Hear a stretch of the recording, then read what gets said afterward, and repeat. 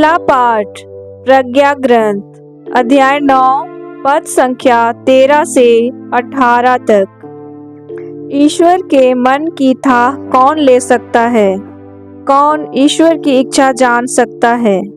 मनुष्यों के विचार अनिश्चित हैं और हमारे उद्देश्य अस्थिर हैं, क्योंकि नश्वर शरीर आत्मा के लिए भार स्वरूप है और मिट्टी की यह काया मन की विचार शक्ति को कम कर देती है। हम पृथ्वी पर की चीजें कठिनाई से जान जाते हैं। जो हमारे सामने है उसे हम मुश्किल से समझ पाते हैं, तो आकाश में क्या है इसका पता कौन लगा सकता है? यदि तूने प्रज्ञा का वरदान नहीं दिया होता और अपने पवित्र आत्मा को नहीं भेजा होता, तो कौन तेरी इच्छा जान पाता? इस तरह पृथ्वी पर रहने वालों के पथ सीधे कर दिए गए हैं। जो बात तुझे प्रिय है, इसकी शिक्षा मनुष्यों को मिल गई और प्रज्ञा के द्वारा उनका उद्धार हुआ है। प्रभु की वाणी। भजन अनुवाक्य। हे प्रभु, तू पीढ़ी दर पीढ़ी हमारा आश्रय बना रहा। तू मनुष्य को फिर मिट्टी में मिलाकर कहता है, हे मनुष्य की संतान, लौट जाओ।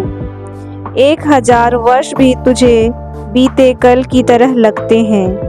वे तेरी गिनती में रात के पहर के सदृश हैं। तू मनुष्यों को इस तरह उठा ले जाता है जिस तरह सवेरा हो जाने पर स्वप्न मिट जाता है, जिस तरह घास प्रातःकाल उगकर लहलहाती है और संध्या तक मुरझाकर सूख जाती है। हमें जीवन की क्षणभंगुरता सिखा, जिससे हम में सद्बुद्धि आए। हे प्रभु, क्षमा कर। हम कब तक तेरी प्रतीक्षा करें? तू अपने सेवकों पर दया कर। तू भोर को हमें अपना प्रेम दिखा, जिससे हम दिन भर आनंद के गीत गा सकें। प्रभु की मधुर कृपा हम पर बनी रहे और हमारे सब कार्यों पर तेरी आशीष।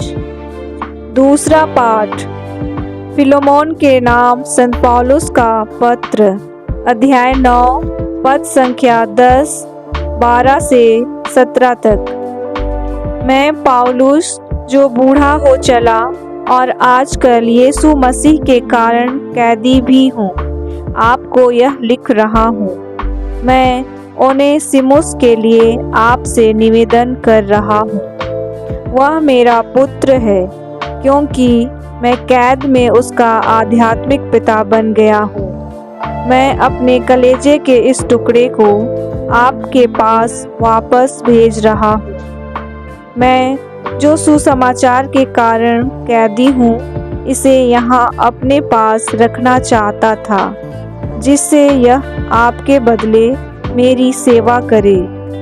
किंतु आपकी सहमति के बिना मैंने कुछ नहीं करना चाहा, जिससे आप यह उपकार लाचारी से नहीं बल्कि स्वेच्छा से करें।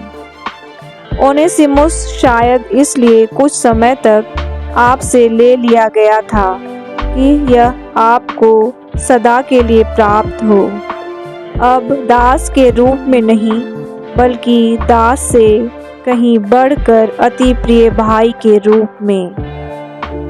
यह मुझे अत्यंत प्रिय है और आपको कहीं अधिक मनुष्य के नाते भी और प्रभु के शिष्य के नाते भी। इसलिए यदि आप मुझे धर्म भाई समझते हैं, तो इसे मुझ जैसे अपनाएं। प्रभु की वाणी। जय घोष। Hallelujah, hallelujah. प्रभु कहते हैं, मैंने तुम्हें मित्र कहा है, क्योंकि मैंने अपने पिता से जो कुछ सुना है वह सब तुम्हें बता दिया है। हालेलुया। सुसमाचार। संत लूकस के अनुसार आज का पवित्र सुसमाचार अध्याय 14 पद संख्या 25 से 33 तक। यीशु के साथ साथ एक विशाल जनसमूह चल रहा था। उन्होंने मुड़कर लोगों से कहा, यदि कोई मेरे पास आए और अपने माता पिता, पत्नी, संतान, भाई बहनों और यहाँ तक कि अपने जीवन से भी बैर न रखे, तो वह मेरा शिष्य नहीं हो सकता। जो अपना क्रूस उठाकर मेरा अनुसरण नहीं करता, वह मेरा शिष्य नहीं हो सकता। तुम में ऐसा कौन होगा जो मीनार बनवाना चाहे और पहले बैठकर खर्च का हिसाब न लगाए और यह न देखे कि क्या उसे पूरा करने की पूंजी मेरे पास है? कहीं ऐसा ना हो कि नींव डालने के बाद वह पूरा ना कर सके और देखने वाले यह कहकर उसकी हंसी उड़ाने लगे, इस मनुष्य ने निर्माण कार्य प्रारंभ तो किया, किंतु यह उसे पूरा नहीं कर सका।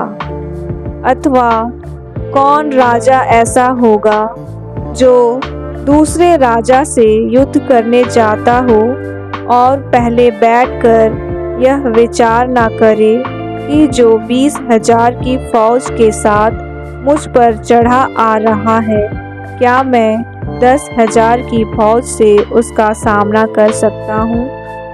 यदि वह सामना नहीं कर सकता, तो जब तक दूसरा राजा दूर है, वह राजदूतों को भेजकर संधि के लिए निवेदन करेगा। उसी तरह तुम में से जो कोई अपना सब कुछ त्याग न दे, वह मेरा शिष्य नहीं हो सकता। प्रभु का पवित्र सुसमाचार। चिंतन। आज के सुसमाचार में हम एक विशाल जनसमूह को देखते हैं जो प्रभु यीशु के साथ साथ चल रहा था। प्रभु यीशु सभी को बुलाते हैं, कोई बंदिश नहीं, कोई परीक्षा नहीं, और सब लोग प्रभु के पीछे आते भी हैं। लेकिन उनमें से सभी प्रभु यीशु के शिष्य नहीं बन सकते, क्योंकि प्रभु यीशु के शिष्य बनने के लिए कुछ शर्तें हैं जो कि आसान नहीं है। कभी कभी लोग एक दूसरे को देखकर उस रास्ते पर चल तो पड़ते हैं, लेकिन अगर उन्हें उस रास्ते के उतार चढ़ाव, कठिनाइयों और चुनौतियों के बारे में मालूम नहीं है, तो उस रास्ते पर शायद ही वो टिक पाएंगे या ज़्यादा दूर तक जा पाएंगे। इसलिए प्रभु यीशु उनके भावी शिष्यों के लिए उनके रास्ते पर चलने के लिए शर्तों को स्पष्ट करना चाहते हैं। इसलिए यीशु कहते हैं, यदि कोई मेरे पास आए और अपने माता पिता, पत्नी, संतान, भाई बहनों और यहाँ तक कि अपने जीवन से भी बैर ना रखे, तो वह मेरा शिष्य नहीं हो सकता। क्योंकि रास्ते में बहुत सारी दुख, तकलीफ़ें, कठिनाइयाँ भी आ सकती हैं। इसलिए यीशु कहते हैं, जो अपना क्रूस उठाकर मेरा अनुसरण नहीं करता, वह मेरा शिष्य नहीं हो सकता। तुम में से जो कोई अपना सब कुछ त्याग न दे, वह मेरा शिष्य नहीं हो सकता। तो आइए आज हम खुद से सवाल करें कि क्या हम अपना सब कुछ त्याग सकते हैं यीशु के शिष्य बनने के लिए? यदि हाँ, तो शिष्य बनने के लिए यीशु हमारा स्वागत करते हैं। Praise the Lord.